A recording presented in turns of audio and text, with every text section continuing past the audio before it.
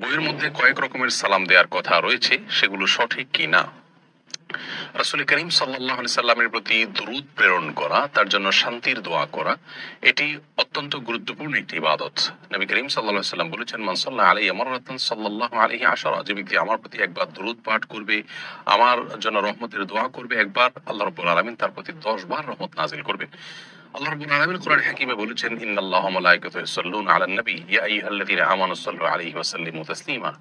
নিশ্চয়ই আল্লাহ রাব্বুল আলামিন তার নবীর প্রতি রহমত বর্ষণ করেন, আর ফেরেশতারাও নবী করিম সাল্লাল্লাহু আলাইহি সাল্লামের প্রতি দরুদ প্রেরণ করে থাকেন। অতএব হে ঈমানদারগণ, তোমরা নবী করিম সাল্লাল্লাহু আলাইহি সাল্লামের প্রতি দরুদ প্রেরণ করো, তার জন্য শান্তির দোয়া করো। তার জন্য শান্তির দোয়া করলে আমরাই বরং লাভবান হব। সেই জায়গা থেকে তার প্রতি সালাত এবং সালাম তথা দরুদ বেশি থেকে বেশি প্রেরণ করা উচিত। দরুদের মধ্যে সবচাইতে উত্তম এবং শ্রেষ্ঠ দরুদ হলো সেই দরুদ যে দরুদ নবী করিম সাল্লাল্লাহু আলাইহি সাল্লাম শিক্ষা দিয়েছেন সবচেয়ে বেশি সংখ্যকবার, এবং সাহাবায়ে কেরামকে।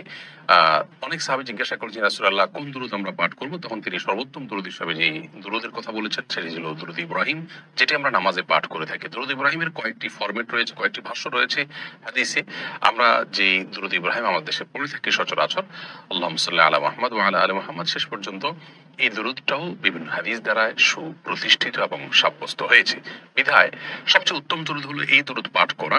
আপনি সংখ্যা বাড়ানোর চাইতে এই দরুদটা একটি বড়, যদি সংখ্যা কম হয় কিন্তু এর মান এবং মর্যাদা অনেক বেশি হবে, যেহেতু রাসূল আকরাম সাল্লাল্লাহু আলাইহি সাল্লাম থেকে রেকমেন্ডেড এটি। এছাড়া দ্বিতীয় পর্যায়ে যে দরুদগুলোর কথা আমরা বলবো তা হলো বিভিন্ন হাদিস থেকে যে সমস্ত দরুদের বর্ণনা পাওয়া যায় সেগুলো। দরুদের মধ্যে সবচেয়ে সংক্ষিপ্ত দরুদ হলো সাল্লাল্লাহু আলাইহি ওয়াসাল্লাম, যার অর্থ হলো আল্লাহ রাব্বুল আলামিন তার প্রতি রহমত বর্ষণ করুন এবং শান্তি বর্ষণ করুন। এভাবে দরুদ প্রেরণ করলে সেটি হবে সবচাইতে সংক্ষিপ্ত দরুদ, সাল্লাল্লাহু আলাইহি ওয়াসাল্লাম।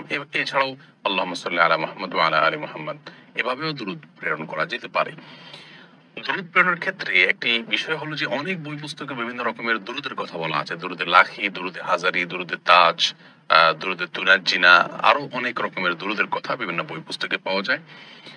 এই সমস্ত দরুদের ফজিলত হিসাবে সে সমস্ত বই পুস্তকে লেখা আছে যে অমুক দরুদ পাঠ করলে এটা হয়, অমুক দরুদ এতবার পাঠ করলে ওই ফজিলত হয়। এগুলোর প্রায় সবগুলোই ভিত্তিহীন। এর কোনো ভিত্তি রাসূল আকরাম সাল্লাল্লাহু আলাইহি ওয়াসাল্লামের কোনো হাদিস থেকে পাওয়া যায় না। অতএব সেগুলো মনগড়া এই সমস্ত মুখরোচক দরুদগুলো আমরা অ্যাভয়েড করব, এবং যে ফজিলতের কথা বলা আছে মিথ্যা, যেগুলোর কোনো ভিত্তি হাদিসে নাই, সেগুলোর উপর আমরা কোনো অবস্থাতে বিশ্বাস রাখবো না, এবং সেই ফজিলতের আশায় আমরা দরুদ পাঠ করব না। আবারও বলছি, দরুদ পাঠের জন্য সবচেয়ে উত্তম হলো দরুদ ইব্রাহিম পাঠ করা। এর পাশাপাশি হাদিসে বর্ণিত দরুদ অথবা সহজ সরল বা সংক্ষিপ্ত কোনো দরুদ আপনারা পাঠ করতে পারেন। এছাড়া যে কোনো ভাষায়, আপনি বাংলা ভাষায় নবী সাল্লাল্লাহু আলাইহি ওয়াসাল্লামের জন্য দোয়া করলে সেটা দরুদ হিসেবে গণ্য হবে, অথবা যে কোনো ফরম্যাটে যে কোনো ভাষ্যে নবী করিম সাল্লাল্লাহু আলাইহি ওয়াসাল্লামের জন্য দরুদ প্রেরণ করতে পারেন। তবে সেই ভাষ্যের মধ্যে আপত্তিকর কোনো কিছু যেন না থাকে সেটি হতে হবে। অনেক ধর্মীয় বই পুস্তকে নবী সাল্লাল্লাহু আলাইহি ওয়াসাল্লামের প্রতি দরুদ প্রেরণের এখানে যে সমস্ত ফরম্যাটের দরুদ দেওয়া আছে সেই দরুদগুলোতে দেখা যায় এমন কিছু কথা আছে যেগুলো নবী সাল্লাল্লাহু আলাইহি ওয়াসাল্লামের শানে যায় না, যেটা আল্লাহর শানে যায়, শিরক পর্যায়ে চলে যায়। তো এই ধরনের আপত্তিকর কথা মালা যেন না থাকে। বিশেষ করে দরুদের অর্থ দেখে তারপর আপনি সেই দরুদ পাঠ করতে পারেন। তবে নির্দিষ্ট ফরম্যাটের দরুদ যদি হাদিসে বর্ণিত না হয়, তাহলে আর বিশেষ কোনো ফরম্যাটের দরুদ কোনো আলেমের শেখানো বা কোনো বইতে পাওয়া, যদি সেটার হাদিসের কোনো রেফারেন্স না থাকে, তাহলে সেটিকে গ্রহণ করার বিশেষ কোনো ফজিলত নেই।